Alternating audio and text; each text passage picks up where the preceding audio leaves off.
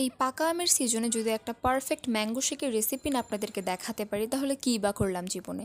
যাই হোক, আজকে আপনাদের সাথে শেয়ার করবো একটা পারফেক্ট ম্যাঙ্গো শেকের রেসিপি। যদি এটা একবার বানিয়ে খান না, আপনি জাস্ট ফিদা হয়ে যাবেন এই ম্যাঙ্গো শেকের। যাই হোক, এটার জন্য আমি আগে কুচি করে আম কেটে নিয়েছি। এই কুচি করা আম একটা মিক্সারে দিয়ে নিব।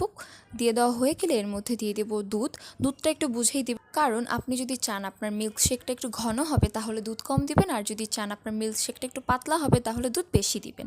তো দুধ দেওয়া হয়ে গেলে এর মধ্যে দিয়ে দিব কনডেন্স মিল্ক। আপনি চাইলে কনডেন্স মিল্কের জায়গায় চিনিও ব্যবহার করতে পারেন, তবে আমি একটু বেশি স্বাদের জন্য কনডেন্স মিল্ক ব্যবহার করেছি। সব উপকরণ দেওয়া হয়ে গেলে খুব ভালোভাবে মিক্সারে এটাকে মিক্স করে নিব। তো আমি দুইবার আপনাদেরকে দেখিয়েছি। এবার পরিবেশনের পালা। তো পরিবেশনের জন্য আমি ফার্স্টে আম দিয়ে নিয়েছি, এরপর মিল্কশেকটা দিয়েছি, তার মধ্যে দিয়েছি আইস।